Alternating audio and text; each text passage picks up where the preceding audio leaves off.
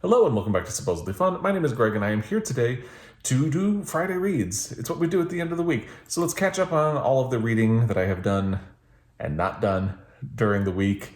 One thing I wanted to mention at the front is I mentioned a couple of weeks ago, maybe 2 weeks, 3 weeks, I don't remember, that my channel goal for 2021 is to be better about closed captioning my videos. And I've had very varied success so far. It's a time-consuming process, and I've been kind of struggling with getting it into my routine. And Jen the librarian pointed out a video that was helpful to her, and I really enjoyed it. It helped me as well, and it helped me discover a channel that I've been really enjoying for the last few hours. I commented this morning and pointed the channel out to me, and I think this is a great new channel for me to follow. It's Literary Lily. I will link her video on captioning down below. And basically, because I know a lot of people have mentioned that it can be a time-consuming process for them as well. And Kazan from Always Doing had mentioned that she does this as well. She takes the transcript and puts it into Microsoft Word so it's easier to edit, and you can take some of the automatic edits in there. And that is something that I had not really thought of or done, so that is really helpful. And I know Kazan from Always Doing does that, but you can see the whole process in the video down below. And by the way, I think her channel is a delight. So far, I'm only maybe 2 or 3 videos in, but might as well make it a recommendation for a channel as well, because it's new to me and seems really helpful and cool. Another thing I have been struggling with is, so in 2021, I decided not to have a reading goal. If I have any reading goal at all, it's to chill out a little bit, because I feel like, especially being on BookTube and feeling like you have to constantly have things to talk about, it feels a little stressful. You feel like you constantly have to read things, and I started reading more than one book at a time and kind of stressing myself out and feeling like I'm not finishing anything or making progress on anything. So I want to go back in 2021 to reading one book and one audiobook at a time. And so far, I have been really enjoying that. And I've really been enjoying taking a slow approach to getting through the books that I'm reading. I love it. And I think I want some more of it. But interestingly, so I'm also in the process of transitioning from Goodreads to the Storygraph. And I will link the Storygraph down below as well if you're not familiar with it. Basically, Goodreads has very old, kind of outdated functionality. I don't like the fact that it's owned by Amazon and that Amazon kind of uses it to farm for data. All of that stuff. Don't really like it. So the Storygraph is out of beta now, but it's not really 100% there. So while it's in that in-between phase, I'm still very much using Goodreads. Plus, Goodreads is where most people are at this point. So I'm kind of in a place where I'm using both of them, and I want to transition over. But one really cool thing that the Storygraph does is it allows you to set a pages reading goal for the year. And I think this is really fascinating. Where it gets difficult is that I really only do the number goal, where you say, like, I want to read 50 books in 2021. That's what I'm used to. And I had gone higher last year, and I barely managed to hit my goal by the end of the year. So this year, I think I put 50. But the problem with making the number of books you read the goal for the year is that it doesn't really take into account the amount of pages you read, if one of the books is really long or if one of the books is really short. Like, I could read a picture book and count it as a book that I've read in this year, and I'm working toward my goal. Or I could spend a lot of time reading a really, really large, chunky book that's difficult to get through. And even though I spent an inordinate amount of time on it, it only moves my mark up by 1. So I think pages is probably more reflective of how you read and what you read.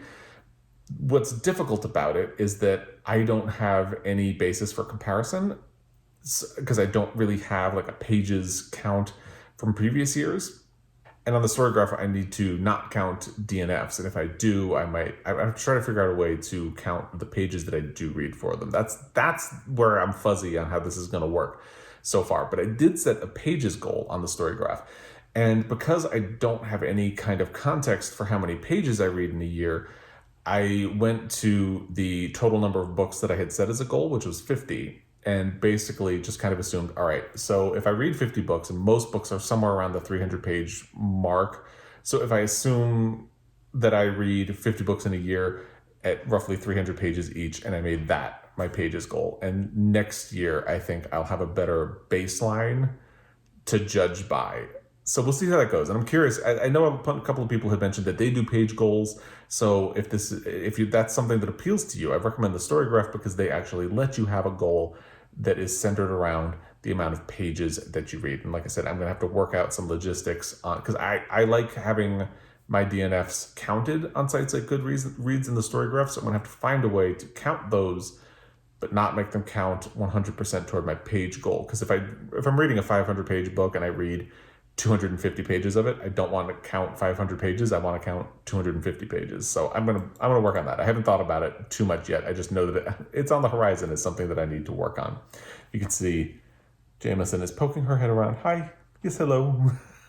She wants to say hello to all of the Friday Reads fans out there. Guinness is asleep in the window. It is snowing really hard all of a sudden where I live. So that's exciting. I hope everybody's staying warm where you are. Another thing I wanted to talk about is I saw a really interesting article about Toni Morrison's career as an editor. And we're here at the very end of February, which is, of course, Black History Month. And I wanted to share that article. And what it talks about is that Toni Morrison is obviously very well regarded as a writer, and a lot of people know that she worked as an editor at Random House, but people don't necessarily know the impact of her work. She was one of the first Black editors at a major publishing house, and she found and curated a lot of voices in her time there. The example that I'm remembering is that she edited the memoir of Angela Davis, and she supported and lifted up countless other Black writers and helped get their work to mainstream audiences, because as an editor, she was also extremely concerned with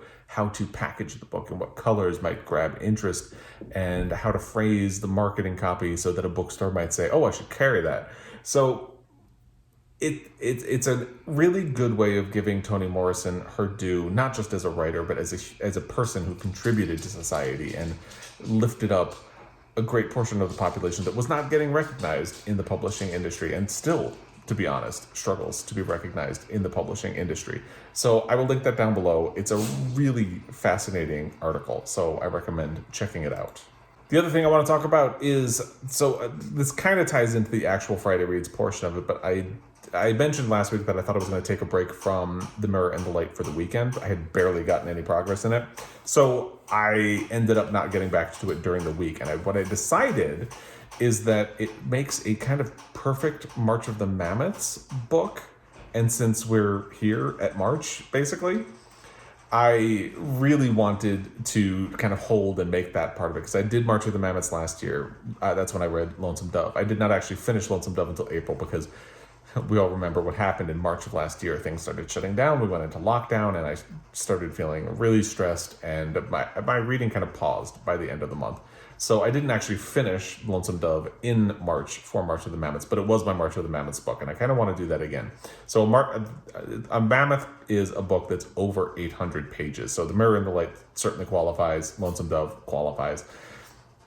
I know there are other reading challenges or things going on, like March. I know there's March Mystery Madness. I believe March is Women's History Month. So I'm probably going to find ways to nod to one or both of those. But I do want, I think Mirror and the Light is like a perfect connection for March of the Mammoths. And we'll get to that. I'll link Jason from Opal's Chapter and Verse is one of the hosts. I will link his video announcing March of the Mammoth. If you're interested and want to hear about the, I don't want to say rules, but how it works, his video will be down below. So feel free to check it out. Now, we are at the end of February, basically. There are 2 days left, 2 full days left. I'm filming this on Friday, so I have Saturday and Sunday left to finish some things for the month of February, and then I will do my wrap up early next week, because we'll be into March at that point. So with that in mind, let's get into the actual Friday Reads portion of this video. There is one book that I finished, Real Life by Brandon Taylor. Unfortunately, I cannot tell you what I thought of it right now, because I'm reading this for the BookTube Prize.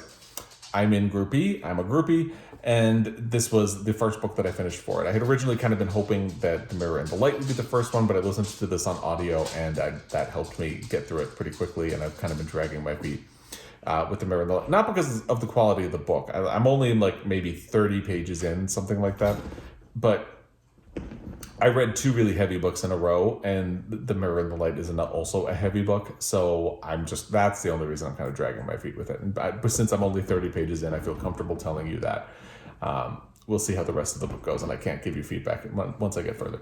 But so I finished Real Life by Brandon Taylor. This was, so I can't tell you what I thought, but I will tell you that I'm glad I got this in. This is something that I'm counting as Black History Month reading, even though I read it specifically for the BookTube Prize, because I had wanted to read this book since it was published. It was one of my most anticipated books of 2020, and I'm glad I finally got around to it, and I really look forward to sharing my thoughts on it with you once this round of the BookTube Prize is over. So you can stay tuned for that.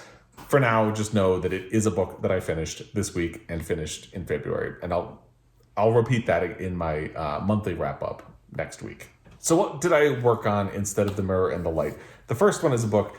Now, I always feel silly with this, but let me repeat. About a year ago, I had a video get flagged by YouTube for language, and there was no objectionable word in that video at all. Like, not even a mild curse word. So I was able to get the flag appealed and the strike taken away from my channel, but I've always been really paranoid ever since. So I'm not going to say the name of this book. I'm just going to hold it up and let you read the title for yourself. So this is one of the things that I picked up instead of The Mirror and the Light. This is a graphic novel. Basically it's a series of cartoons. It's a collection of cartoons. So I don't really want to call it a graphic novel or anything like that. If you're familiar with Alison Bechdel, she is the author of Fun Home and Are You My Mother? I absolutely love Fun Home. It is one of my favorite books. I did not like Are You My Mother at all. And it's interesting because what I did not like about Are You My Mother is that Alison Bechdel kind of overdoses on self-analysis to the point where it becomes pointless and obfuscating. I think it obscures what she's trying to get at more than it actually reveals anything.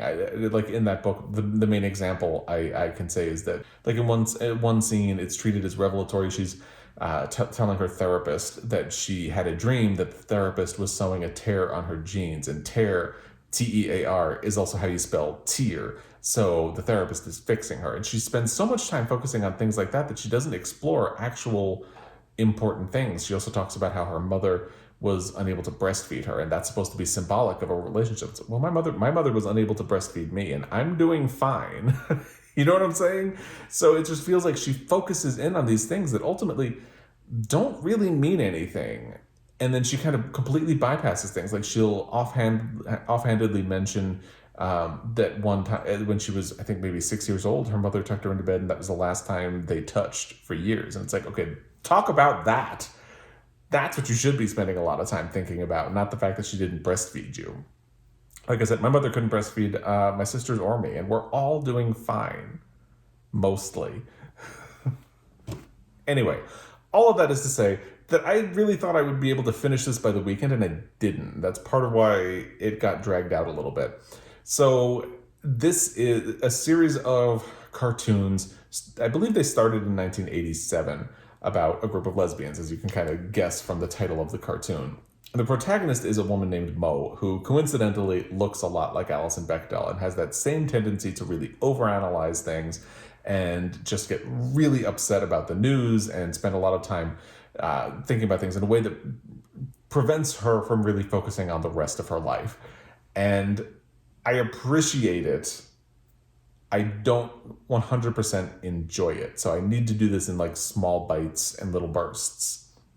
It is also very of the time, because I remember in the early 90s, we lived in San Francisco, and then I moved back to San Francisco in the later 90s. And I remember people talking about a lot of the kind of funny things, like they talk about veganism and overthrowing the patriarchy. And I remember people talking about that, and it's done in a satirical way. But so you're supposed to be kind of laughing at them, but also taking some of the things that they say seriously. Like they're so concerned about whether or not a monogamous relationship is giving in. And it's especially funny now, because nowadays there's a push and a pull, because it feels like monogamy was something that a lot of gay people kind of also felt denied, because we weren't allowed to be married. So it felt like relationships weren't necessarily to be taken seriously. We couldn't have them. Why not? So there is a sort of FU. Instead, people tended to adopt the idea that monogamy is suffocating and things like that. And that I think now we're kind of coming out on the other side. That's why there was one of my most anticipated books explored that dynamic where one character is a little bit jealous that the younger students that he teaches are able to embrace the life that he never had, and then he has a friend who thinks that the life that they are living is conforming, and that is death. So anyway, there's a lot of heavy stuff going on in the background of this.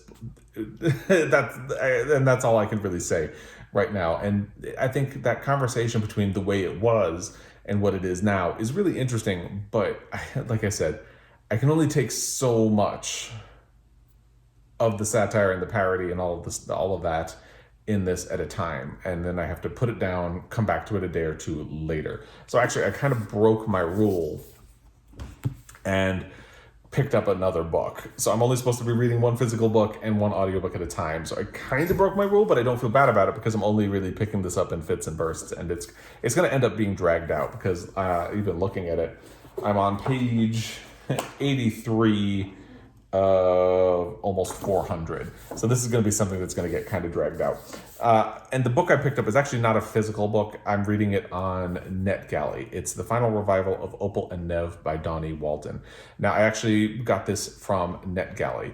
And before you think I'm fancy, the publisher didn't grant me access to it. I got an email from NetGalley saying that this book happened to be available for 24 hours to whoever wanted to get it, and I grabbed it. So that's how I got it. And if you remember, if you follow along, this is something that was one of my most anticipated reads of 2021, and it's not disappointing so far. It's an oral history about Opal and Nev, obviously. So Opal is a Black woman who was born in Detroit, and Nev is short for Neville. He grew up in Britain, so they are a very unlikely musical pairing. But so far, it's been about how they came together and formed a group. So they produce an album, and it's about how Opal is ultimately kind of a controversial figure. She has a sort of controversial career, and she's treated differently because she is a Black woman who dares to be outspoken. And she's such a fiery personality in the book, and I really enjoy that. But that's kind of how they ended up being paired, because Neville is sort of a folksy singer. I hesitate to say like Bob Dylan, except that the book does kind of make that comparison. He's not lacks the social justice part. He doesn't have the same kind of vocal quality as Bob Dylan, but he is sort of in that folk singer, like maybe more of like a Joni Mitchell type, but male.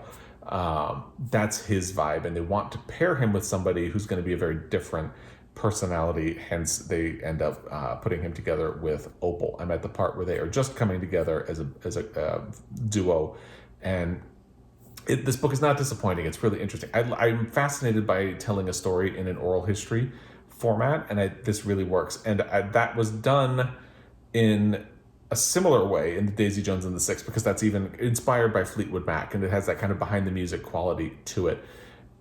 And I've been a little bit reluctant to talk about the ending of Daisy Jones and the Six, but I think there's a twist at the end where you realize that the editor of that oral history is involved in the story, and that does come into play with the final revival of Opal and Nev. However, they tell you up front how the person is involved, so it feels much less weird. So I'm still very early into the final revival of Opal and Nev. I think I'm maybe 25% of the way in.